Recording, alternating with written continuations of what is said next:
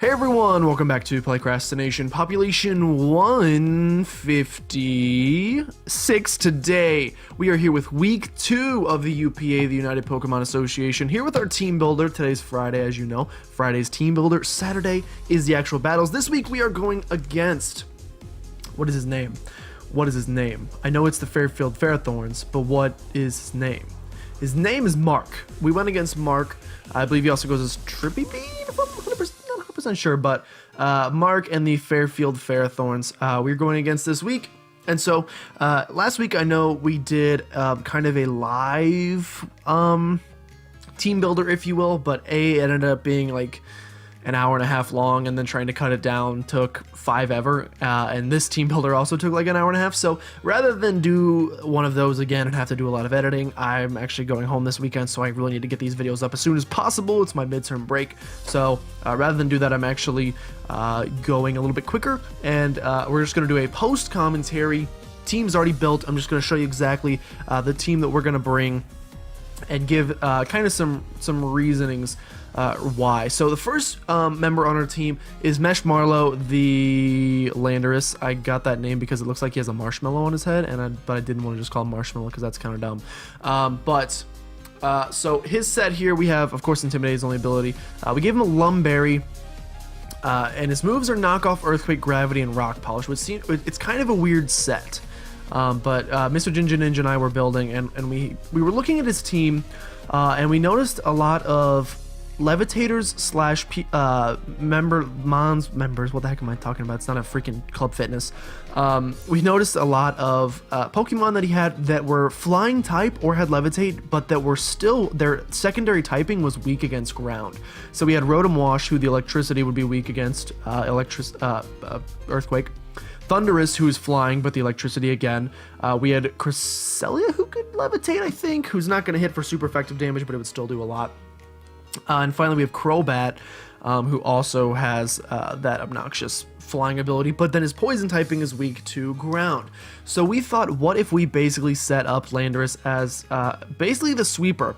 The main hope is that we would have a chance to come in on something that we could set up on, get a gravity off first, and then if we could get the rock polish, we could also outspeed any of those things I just mentioned, as long as they weren't banded.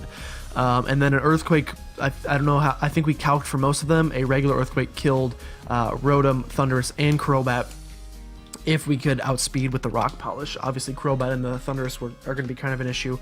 But we also added Lumberry just in case, for whatever reason, he's able to get, we were worried he might bring Cofagrigus. The Cofagrigus would then Will-O-Wisp us and then burn us and then Sweep Broken, so we added the Lumberry just in case there.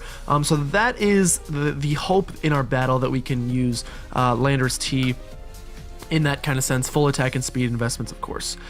Next we have our Mega Scizor Staple Remover, as always. Don't have to worry about any Magnet Pull, HP Fire shenanigans on his team, so I'm hoping that Mega Scizor will put in a lot more work than last week. U-Turn, Roost, Bullet Punch, Defog. Rather than having a Swords Dance set, I actually added Defog instead, because we don't have a spinner. And so Staple Remover this week is actually going to be our defogger, and as you know, Mega Scizor is just ridiculously powerful as it is, so having U-Turn and Bullet Punch to do a little bit extra damage is fantastic. And then the Roost, basically built it as more of a, as you can see, max HP and a lot in defense as well. Basically more of a just a longevity set, rather than, actually kind of want to start running this thing with more special defense, but we'll worry about that in the future. Technician, of course. And that's going to be it for Staple Remover. Next we have Puppet Show the Hydreigon, which I named Puppet Show. I found there's actually a website called like Name Raider or something along the, goodness gracious, something along those lines, where people submit their suggestions for nicknames, and then they explain why, and then people can vote and comment why that's good or why that's bad. And someone named their Hydreigon like Pinocchio or something, and they said because it looks like he has little hand puppets on his, it looks like one main head and then 2 hand puppets, and that's now my, like, I literally cannot unsee that. And so that's why he's named Puppet Show.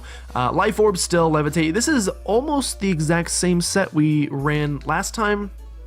except instead of superpower, we replaced that with a little U-turn action. We also put a little bit more investment into speed because we weren't able to speed creep things as we were able to last time. So that's Puppet Show. He should offer a good check to hopefully the Mega Garchomp. I'm pretty nervous about the Mega Garchomp, except he like spoiled to me ahead of time that he wasn't going to bring it, but I don't know if that's like just playing mind games and he's going to bring it and wreck it. We have a lot of things coming up that can take care of that though as well. Next is our Stealth Rocker Cradilly. Look into my eyes because I never realized that these two little things up at the top here are not actually Cradilly's eyes. They are just patterns on its body. This little yellow thing right here on each side are actually its eyes, which make it look like such a cooler Pokemon. But again, similar set to last week. Storm Drain ability, you know, if we want to switch in from a Rotom Wash, Hydro Pump, or what else? I can't remember what else he has that can learn water moves. I'm sure he has something, so we could maybe make Storm Drain work, but mostly using this thing for Stealth Rocking, Recovering, Giga Drain, Ancient Power, Shenanigans. Maybe we can get a 10% boost with Ancient Power. That'd be pretty funny. But there's no guarantees there, obviously. This, the reason we're bringing this thing is looking at his team. We originally had Claydol slated to be both a spinner and a Stealth Rocker, and then we could run Mega Scizor as a Swords Dance set. But this thing just... There were a couple things that if he led with... There were certain of his Pokemon that if he led with, Claydol would just get dunked on and may not even be able to get up rocks. This thing, we looked on his team, and pretty much nothing is going to be able to knock this thing out in one hit with its ridiculous special defense stat. He definitely has more of a specially defensive team, unless he brings the Mega Garchomp, obviously, but I don't think he would be leading with that. So we have our Cradilly here to basically lead and get up rocks, and then maybe, you know, serve as a special defense wall later on. Like I said, he doesn't have a ton of specially, he doesn't have a ton of physically offensive Pokemon that I see him bringing, except for maybe the Crobat. But again, maybe we can get one of these 10% Ancient Power boosts. That'd be legit. Next, we have Keldeo Narwhal Bacon, who is named after the old Reddit, whatever you want to call it, code, or the way you identified other Redditors. Does the Narwhal Bacon at midnight? It's a freaking... Well, it's not actually a narwhal, it's a unicorn, but same thing. Again, this may actually be this is the exact same set as last week, with a little bit of speed creeping going on there. You see the 152 speed investments. But other than that speed creeping, basically everything is the exact same. Again, Keldeo is just a great Pokemon. We didn't really get to see it in full force last week because we took a Terrakion close combat, which I guess destroys this thing in one hit, because Terrakion must just be that strong. But Icy Wind is going to hit a lot of his team pretty well. We have the Mega Garchomp, the Thundurus, the Crobat, all of which will, I think Torterra also should be effective against. We'll take some effective damage against him. Secret Sword, of course, hits everything pretty hard, even if it's not super effective, though it would be super effective against the Empoleon and the Ambipom. Maybe the James. I can't remember if Psychic resists fighting. I know vice versa. But and then Scald and Hydro Pump are its two best stab moves. Hydro Pump to just try to pick up the knockout, risking the 20% miss, but Scald if we can try to fish for a burn or something. And finally, we have Swiper No Swiping, our Sneasel, who was the last member we were bringing this week. There was a lot of debate for me between this man and Rotom Heat. It took a while to finally decide on this Sneasel.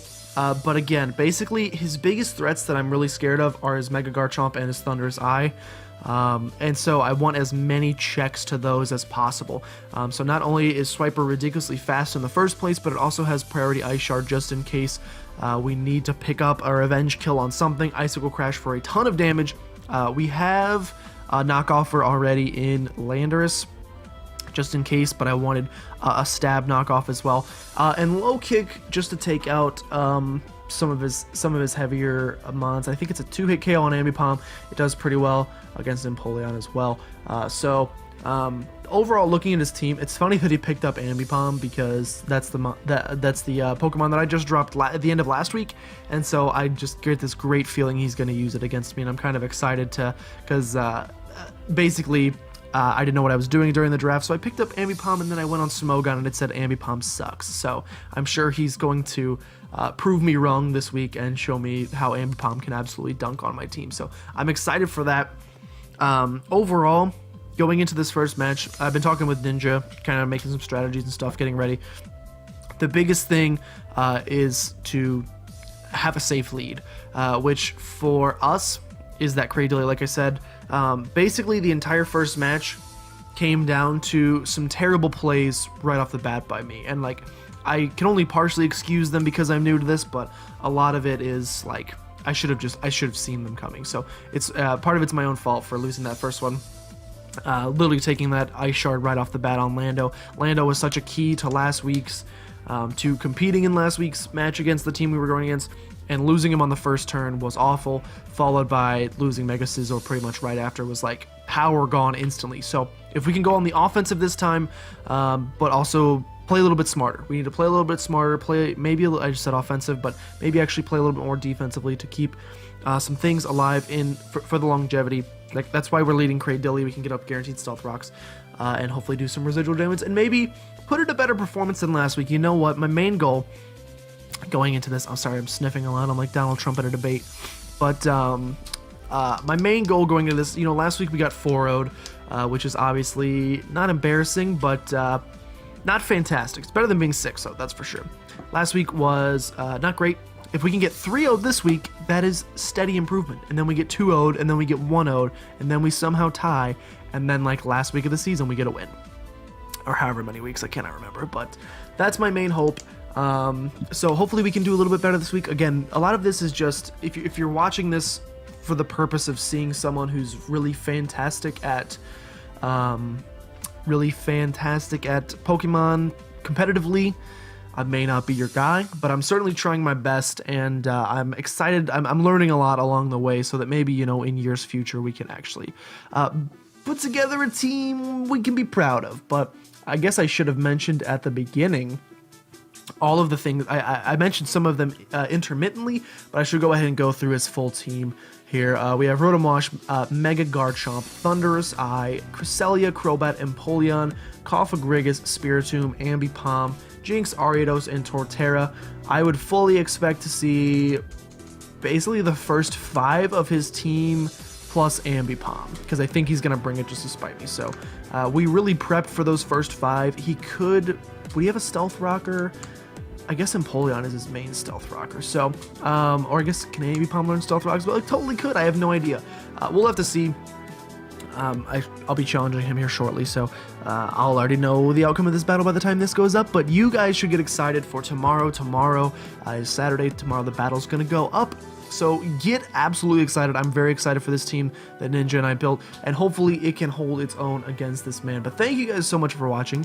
If you enjoyed, make sure you subscribe to become a citizen of PlaycrastiNation today. Join the flock of Brothiaries and get excited for our Foristell Feraligatrs. Don't forget, if you guys are enjoying this series, not only to leave a like down below to let me know, but also check out the other channels, not only the guys I'm playing, but everyone in the league, and check out their videos as well. You might just find someone you like a little bit better than me. So, thank you guys for watching, and I will see you guys next time for some more team building.